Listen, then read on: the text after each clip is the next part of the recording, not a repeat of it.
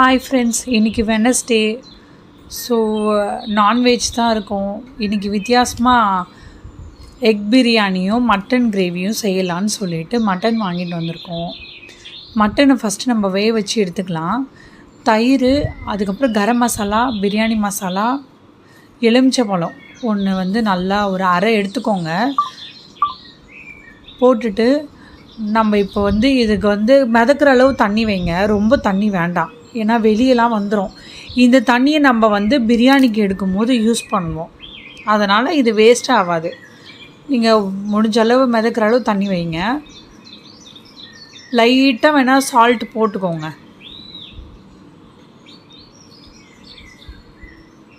தயிர் கொஞ்சம் போட்டுக்கிட்டிங்களா? ஃபஸ்ட்டு இதை வேக வச்சு எடுத்துக்கலாம். ஏன்னா இதோட தண்ணி நம்மளுக்கு பிரியாணி தேவைப்படுதில்ல, அதனால். செகண்ட் ஒன் என்னென்னா, நெக்ஸ்ட்டு நம்ம எக்கை பாயில் பண்ணி எடுத்துக்க போகிறோம். ஏன்னா இது தான் நம்ம லாஸ்ட்டாக டம் போடும் போது தேவைப்படும். இது இப்போ போட்டால் தான் நம்மளுக்கு கரெக்டாக இருக்கும். ஏன்னா அது தோல்லாம் உரித்து வைக்கணும். அதனால் கொஞ்சம் சால்ட் எப்போவுமே முட்டை வேக வைக்கும் போது நீங்கள் போட்டுக்கோங்க. அதாவது தோல் ஒட்டாமல் வரும்.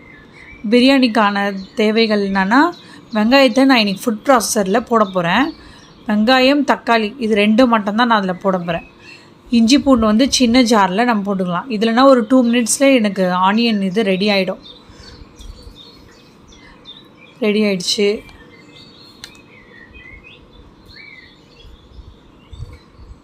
ஒரு பிளேட்டில் நம்ம இதுக்கு பிரியாணிக்கு தேவையான எண்ணெய் எல்லாமே நம்ம எடுத்து வச்சுக்கலாம். அப்போ தான் நம்ம செய்யும் போது மறக்காமல் இருக்கும். டக்குன்னு முடிச்சுட்டு வெளியே போயிடலாம். இது ஒரு 1/2 அன் ஹவர் தான் ஆகும், அதுக்கு மேலே ஆகாது. இது ரெண்டுமே சேர்த்து தான். நெக்ஸ்ட்டு தக்காளியை ஃபுட் ப்ராசஸரில் போட்டுக்கலாம்.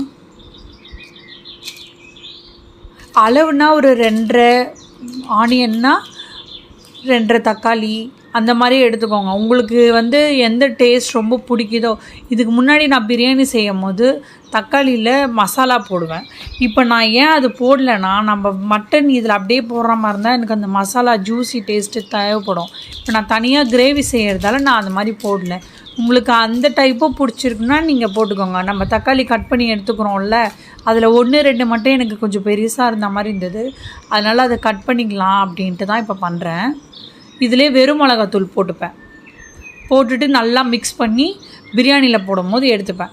இப்போ நம்ம பிளேட்டில் எல்லாமே ரெடி. பச்சை மிளகா 4-6, உங்களுக்கு காரம் எவ்வளோ தேவையோ எடுத்துக்கோங்க. இஞ்சி பூண்டு, அரை எலுமிச்சம்பழம் நம்ம ஃபஸ்ட்டு பிழிஞ்சு எடுத்தோம்ல அது. அரிசி நம்ம செய்யறதுக்கு ஒரு 20 நிமிஷம் முன்னாடி ஊற வச்சுக்கோங்க. மட்டன் ஒரு சைடு வெந்துட்டுருக்கு. 3 விசில் போன உடனே நம்ம ஆஃப் பண்ணிடலாம். ஏன்னா நம்ம கிரேவி செய்யும் போது அது ஒரு 3 விசில் வரோம்ல, அப்புறம் ரொம்ப ஒரு மாதிரி ஆகிடும், டேஸ்ட்லெஸ்ஸாக இருக்கும். அதனால் எல்லாம் ரெடி பண்ணி எடுத்துக்காச்சு. இஞ்சி பூண்டு அரைச்சி எடுத்துக்கலாமா? இஞ்சி பூண்டுலேயே நீங்கள் கொஞ்சம் மின்ட் லீவ்ஸ் சேர்த்து அரைச்சிங்கன்னா இன்னும் டேஸ்ட் ஜாஸ்தி இருக்கும். இன்றைக்கி நான் அதை அப்படி அரைக்கலை. உங்களுக்கு அந்த மாதிரி பிடிச்சிருந்தேன்னா நீங்கள் அரைச்சிக்கோங்க, நல்லா தான் இருக்கும். ஸ்மெல்லு இன்னும் நம்மளுக்கு நல்லா தெரியும். இஞ்சி பூண்டு எல்லாமே பிரியாணிக்கு தேவையானது எல்லாம் ரெடி ஆகிடுச்சு. பட்டை, லவங்கம், அந்த ஸ்பைசஸ்லாம் நான் தனியாக எடுத்து வச்சேன். இப்போ நான் கையில் வச்சுருக்கேன்ல, அது என்னென்னா, மட்டன் நம்ம வேக வைக்கும் போது இந்த நல்லெலும்பெல்லாம் இருக்கும்ல, அது ஒரு 2 இருந்துச்சு. சரி, அது எப்படியோ நம்ம கிரேவியில் போட்டாலும் தூக்கி தான் போடுவோம். அதனால் அது பிரியாணியில் போட்டால் நம்மளுக்கு டேஸ்ட் இன்னும் கொடுக்கும்னு சொல்லிட்டு தான் நான் அந்த 2, 3, 4 எலும்பு மட்டும் எடுத்து வச்சுருக்கேன். ஸ்பைசஸ்லாம் போட்டுக்கலாம். எண்ணெய் நல்லா காஞ்சிருக்கு.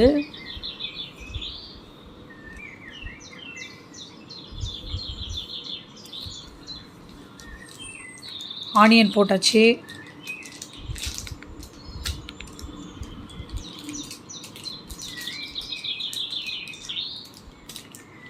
முட்டை ஒரு சைடு நல்லா வெந்துட்டுருக்கு.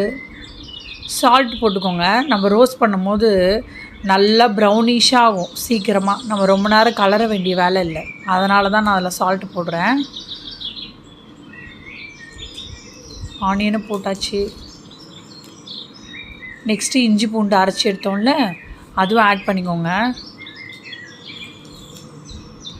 பச்சை மிளகா ஃபஸ்ட்டு 4 போட்டேன். காரம் எப்படி இருக்கும்னு தெரிலன்ட்டு, சரி இன்னும் 2 எக்ஸ்ட்ரா போட்டு பார்க்கலாம், நல்லா தான் இருக்கும் அப்படின்ட்டு தக்காளியும் போட்டாச்சு. இப்போ நம்ம தக்காளி போட்டோம்ல, இதிலே நீங்கள் வெறும் மிளகாத்தூள் போட்டு நல்லா மிக்ஸ் பண்ணி போட்டிங்கன்னா இன்னும் பிரியாணி டேஸ்ட் தரும். புதினா,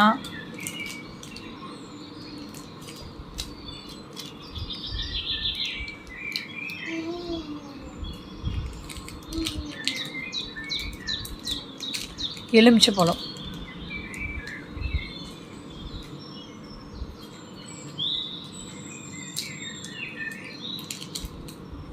இப்போ மட்டனும் நல்லா வெந்துருச்சு. 3 விசில் அப்புறம் நம்ம எடுத்தாச்சு. எனக்கு இப்போ அந்த தண்ணி மட்டும் வேணும். இப்போ நான் பிரியாணியில் ஊற்றணும்ல, அதனால் அதை வரைக்கும் கொஞ்சம் ஃபில்ட்ரு பண்ணி எடுத்துக்கலாம் அப்படின்ட்டு. அந்த ஆவி அப்படியே எனக்கு அடிக்குது, என்னால் அது ஃபில்ட்ரே பண்ண முடியல. பண்ணி எடுத்தாச்சு. அந்த தண்ணியை நம்ம பிரியாணியில் எடுத்து யூஸ் பண்ணிக்கலாம், வேஸ்ட் ஆகாது. பாருங்கள், மட்டனும் ரெடி ஆயிடுச்சு, தண்ணியும் ரெடி ஆயிடுச்சு. வெறும் மிளகாத்தூள் நான் 2 டீஸ்பூன் போட்டேன். உங்களுக்கு காரம் இன்னும் வேணும்னா எக்ஸ்ட்ரா போட்டுக்கோங்க. கல்லுப்பு 2 டீஸ்பூன் போட்டேன். பிரியாணி மசாலா இதுக்கப்புறம்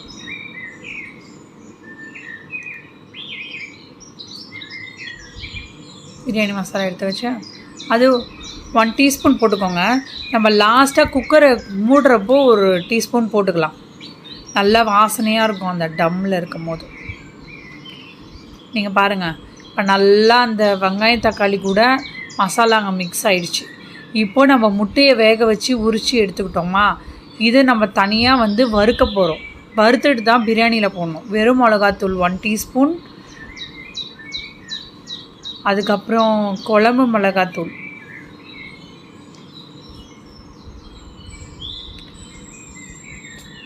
ரெண்டு டீஸ்பூன், மஞ்சத்தூள் 1 டீஸ்பூன். ஸ்பூன் ரொம்ப சின்னதாக இருக்கும், அதனால தான் கொஞ்சோண்டு, ரொம்ப வேண்டாம் மஞ்சத்தூள். சால்ட் 1 டீஸ்பூன், இதான் அளவு. இப்போ இதை நல்லா நம்ம இந்த மீன் மசாலா ரெடி பண்ணுவோம்ல, அந்த மாதிரி நல்லா மிக்ஸ் பண்ணிக்கோங்க.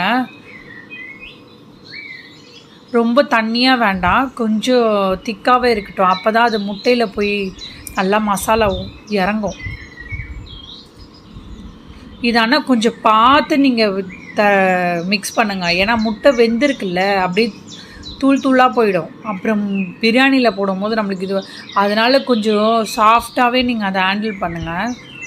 நல்லா மிக்ஸ் பண்ணிக்கோங்க அந்த மசாலா கூட முட்டையை.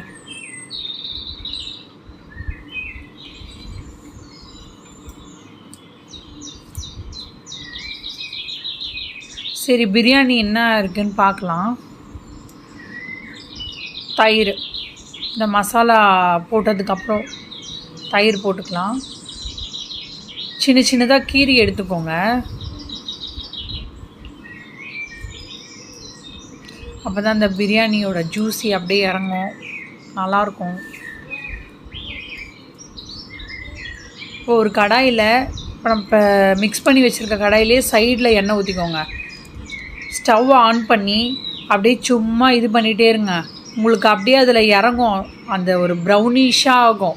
அந்த மிளகாத்தூள்லாம் கொஞ்சம் கொஞ்சமாக அப்படியே மிக்ஸ் ஆகி ப்ரௌனிஷாக ஆகும். பிரியாணியும் நல்லா மிக்ஸ் ஆகி ஜூஸியாக இருக்குது பார்க்க. ரைஸ் போடுற ஸ்டேஜ் வந்துருச்சு. சரி, நம்ம ரைஸ் போட்டுடலாம். முட்டையும் ஒரு சைடு ரெடி ஆகிடுச்சே, ரைஸ் போட்டாச்சு. முட்டை பிரியாணி, எப்போவுமே சிக்கன் பிரியாணி மட்டன் பிரியாணி சாப்பிட்றதுக்கு இன்றைக்கி ஒரு கிரேவியாக வச்சு சாப்பிட்லான்ட்டு. இது என்ன தண்ணின்னா, நம்ம மட்டன் வேக வச்ச தண்ணி இருக்குல்ல, அதை எடுத்து ஊற்றிக்கோங்க. முட்டையும் நம்ம ஆஃப் பண்ணிடலாம். இப்போ நீங்கள் இதில் தண்ணி இதெல்லாம் மிக்ஸ் ஆகி, நான் இது குக்கரில் தான் செய்கிறேன் சரியா. குக்கரில் பொறுத்த வரைக்கும் வந்து நம்ம சாப்பாடை விட மேலே தண்ணி ஃப்ரீயாக லூஸாக இருக்க மாதிரி பாருங்கள். கலரும் போது மிதக்கிற அளவு இருந்தால் போதும், ரொம்ப தண்ணி வேண்டாம். இப்போது அந்த முட்டையை ஒன்று ஒன்றா எடுத்து போட்டுக்கோங்க. கையில் எடுத்தால் உடையாதுன்னு எடுத்தேன், ஆனால் எனக்கு சுடுது கடாய். நம்ம இப்போ தானே ஆஃப் பண்ணோம், அதனால் கரண்டிக்கு சேஞ்ச் பண்ணிட்டேன் நான். குக்கரை ஆஃப் பண்ணிவிட்டு நீங்கள் முட்டையை அந்த தண்ணி மேலே போடுங்க. இந்த ஸ்டேஜில் நீங்கள் செக் பண்ணிக்கோங்க, காரம் உப்பு அப்புறம் பிரியாணி மசாலா உங்களுக்கு எல்லா ஃப்ளேவரும் கரெக்டாக இருக்கா அப்படின்ட்டு. டம் மூடுற போது நெய் போட்டுட்டு 15 மினிட்ஸ் டைம். நெக்ஸ்ட்டு நம்ம வந்து இன்றைக்கி மட்டன் கிரேவி ரொம்ப ஈஸியாக செய்கிறது எப்படின்னு பார்க்கலாம். ஆனியனை கட் பண்ணி எடுத்துக்கோங்க. ஆனியன் கூட பூண்டு மட்டும் போட்டுக்கோங்க, இஞ்சி வேண்டாம். ஒரு கடாயில் அதுவும் குக்கர் தான். குக்கரில் எண்ணெய், அதுக்கப்புறம் ஸ்பைசஸில் உங்களுக்கு எதாவது வேணும்னா போட்டுக்கோங்க. இப்போ அந்த ஆனியன் பேஸ்ட்டை நம்ம அதில் போட்டுக்கலாம். இப்போது அந்த ஆனியனை நம்ம பேஸ்ட் ஆக்கி போட்டோமா, நெக்ஸ்ட்டு தக்காளி, புதினா, இதை நம்ம ஒரு பேஸ்ட்டாக ரெடி பண்ணிக்கலாம். ஃபஸ்ட்டு ஞாபகம் வச்சுக்கோங்க, ஆனியன், அதுக்கப்புறம் பூண்டு மட்டும், இப்போ தக்காளி, இந்த 2 பேஸ்ட்டும் நம்ம எந்த குக்கரில் தாளிக்க போகிறோமோ, நான் இப்போ வந்து கறி வேக வச்சோம்ல அந்த குக்கரே எடுத்துக்கிட்டேன்.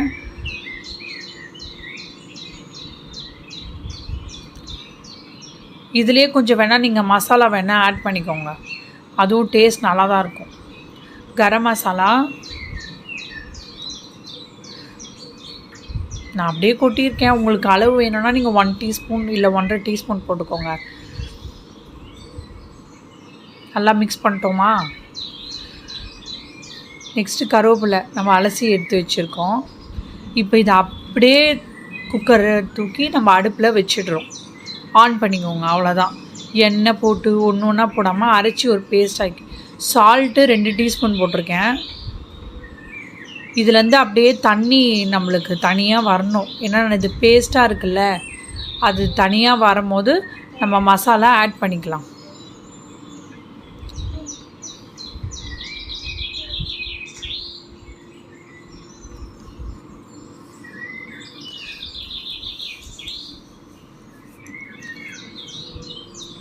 காஞ்ச மிளகா 1, மின்ட் லீவ்ஸு, அதுக்கப்புறம் கர்டு கொஞ்சம் ஆட் பண்ணிக்கோங்க. அந்த புளிப்பாக இருக்கும், காரமாகவும் இருக்கும், நல்லாயிருக்கும். தண்ணி இப்போ தான் கொஞ்சம் கொஞ்சமாக வருது. வெறும் மிளகாத்தூள் 2 டீஸ்பூன் போட்டுக்கோங்க. காரம் நீங்கள் செக் பண்ணிட்டு இன்னும் வேணால் கூட போட்டுக்கோங்க. ஆனால் இதுக்கு கரெக்டாக இருக்கும். இது 1 கிலோ கறி இல்லை, அதுக்கு இது வேணால் காஞ்ச மிளகாலாம் போடுறோம். தண்ணி வந்து ஒரு டம்ளர் ஃபுல்லாக ஃபஸ்ட்டு ஊற்றிக்கோங்க. இது பெரிய டம்ளரு, அந்த மெஷர்மெண்ட்டுக்கு ஊற்றிக்கோங்க. பட்டர், எனக்கு பட்டர் ஃப்ளேவர் பிடிக்கும், அதனால் பட்டர் போட்டுக்கிறேன். இதில் லைட்டாக சுகரும் போட்டுப்பேன்.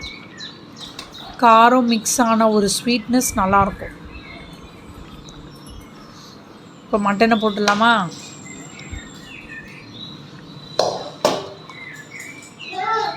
இப்போ ஃபஸ்ட்டே நம்ம 3 விசில் விட்டுட்டோமா, பச்சை மிளகா 2 போட்டிருக்கேன். இப்போ லாஸ்ட்டாக நம்ம மட்டன்லேயே இருந்தது அது.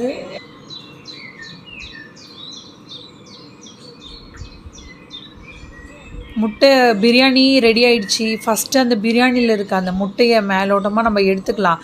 ஏன்னா அதுக்கப்புறம் நம்மளால் கலர முடியாதுல்ல. அதில் ஒன்று ஒன்றா எடுத்து ஒரு பிளேட்டில் தனியாக வச்சுக்கோங்க.